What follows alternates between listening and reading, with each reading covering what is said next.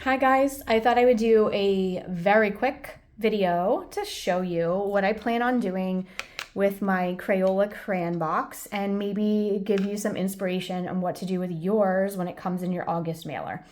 So all of the August Queen Bee and Polka Dot Club mailers are going to be receiving a new old stock box of Crayola crayons, and they do have the actual brand new crayons in them. I think I'm going to try and do something with these fabulous wrappers. I'm not sure yet. But I am going to take the box and I'm going to turn it into a tiny journal. I love a tiny journal moment, so that's definitely what I plan on doing with this. It has a tiny little, the box is like a thin little box, so it's perfect for like a one signature moment, and I think it's going to get really chunky and be really sweet. This box had some rubbing around the edges here, so I decided to use it as my own as an example for you guys. So basically all I did was I removed the crayons and I cut, this was the flap, I cut the flap off, I smushed it like this and just basically cut, and then cut open the side. So it opens, there's your cover. It's just like that. You can go ahead and back this with something if you like. If you wanted to put a piece of cardstock or any other, like a flash card even, anything to cover that up if you like, go ahead and do it. Now would be the time to do it. So also in the August mailer, there are some tiny composition books included. I had to cut this down even smaller so it would fit inside of here. I'm just showing you an option if you have the proper tools to cut this down. I opened it flat like this and cut it, and it worked fine. It was a little sticky in some of the thicker points, but overall it worked well.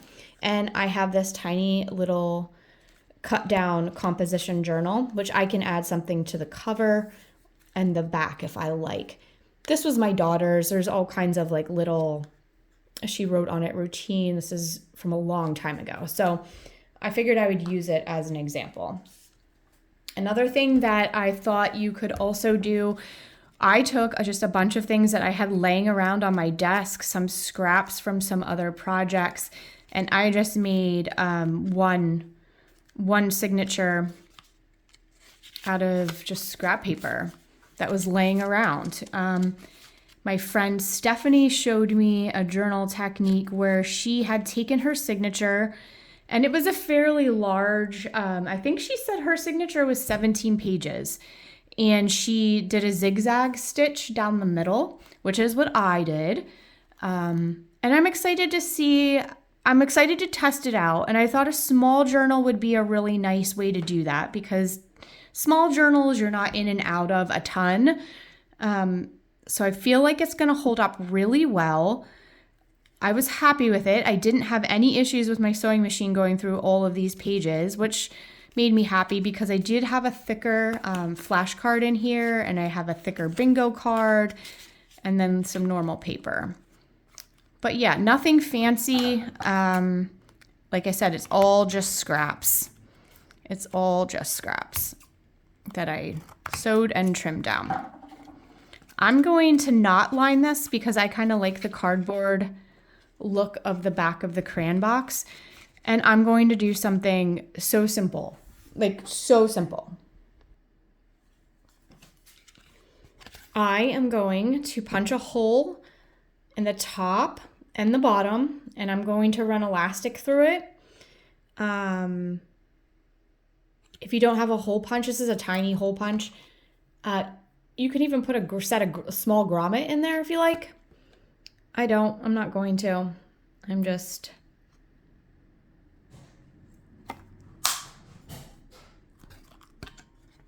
This is kind of thick. That was a lot thicker than I had anticipated it being.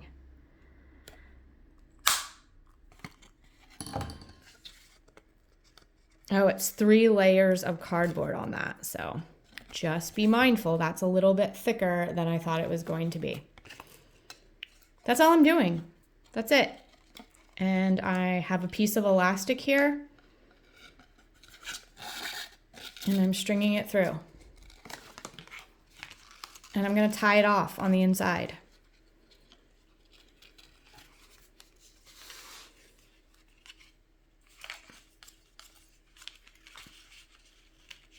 I make it kind of tight, not super tight.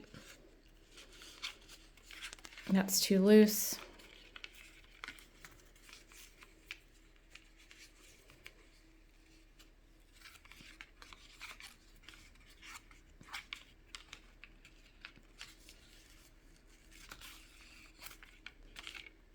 And then all I'm doing is I'm just going to slide one of my signature selections, whichever one I choose. I'm going to choose my sewn signature. And then I'm going to try and fit this in here just to show you. Oh, I actually kind of like that one a little better. That's really cute. Because like you can see the little composition book peek out. So once I have that set in there, I'm just going to trim my elastic. And that's that. That's it. It's ready to be embellished. You can punch holes on the side and place like a tie closure, which is likely what I will do once I find the right ribbon. And I'm going to embellish it with all kinds of things that stick out the top. I have some fun flashcards that I'm going to use. I think like something like this is gonna look really cute poking out the top or the side. Like, look how cute. Tickets. I have that small little ruler that's coming in your kit that's going to be adorable in there. All kinds of things are going to be in your box. Oh, look how sweet. For you to use. And I'm sure you have a giant collection of other things that you can include as well. So yeah, real simple. It's going to be really cute. I can't wait to beef this up with some just old back to school things that I find laying around and that you guys are going to be getting in your mailer. I can't wait to see yours.